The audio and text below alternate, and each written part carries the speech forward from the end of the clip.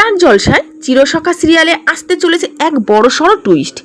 আর সেখানে দেখা যাচ্ছে নতুন কাকুর উপর সদা ব্যাচেলারের যে নামটা ছিল সেটা সরতে চলেছে, কারণ দেখা যাচ্ছে স্বতন্ত্র রেজিস্ট্রি ম্যারেজ করছে। তবে এখানে একটাই প্রশ্ন হলো, পাত্রী কে, কমলিনী নাকি পার্বতী? তাহলে বিষয়টা কি, আসুন জানা যাক। দেখা যাচ্ছে চিরসখা সিরিয়ালের গল্পে নতুনত্বের অভাবে চলতি সপ্তাহে টিআরপি 10 নম্বরে পৌঁছে গেছে।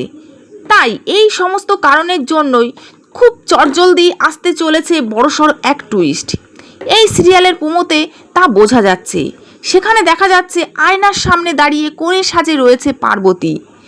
তবে দর্শকেরা এটা জানে যে পার্বতী নিজের মাথায় নিজেই সিঁদুর দিয়ে ভুয়ো বিয়ের কথা বলেছে সকলকে, এমনকি নতুন কাকুকে নাজেহাল করে তুলেছে।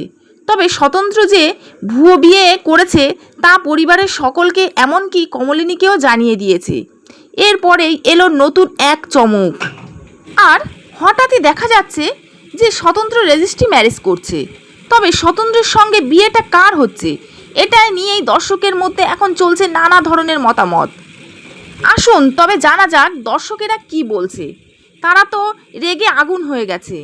তারা কিছুতেই মেনে নিতে রাজি নয় পার্বতী এবং স্বতন্ত্রের বিয়ে।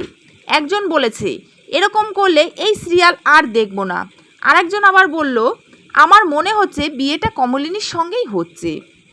এবার বোধহয় সম্পর্কে একটা নাম পেল, আর কেউ সাহস পাবে না এসে তাদেরকে উল্টোপাল্টা কথা বলতে।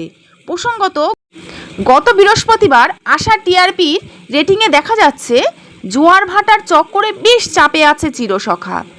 জোয়ার ভাটার রেটিং 5.7, অষ্টম স্থান অধিকার করেছে। আর চিরসখা 4.9 রেটিং পেয়ে দশম স্থানে আছে। তাহলে কি চিরসখা পারবে আগামী সপ্তাহে প্রথম 5 জনের মধ্যে থাকতে? তাহলে আসুন সকলে মিলে দেখতে থাকি এই সিরিয়াল কোন দিকে মোড় নেয় এবং সপ্তাহে কোন স্থান অধিকার করে, সেটাই এখন দেখার পালা। হ্যাঁ, আর সবশেষে বলে রাখি, আপনাদের যদি আমার চ্যানেলটি ভালো লাগে তাহলে অবশ্যই লাইক এবং সাবস্ক্রাইব করে দেবেন।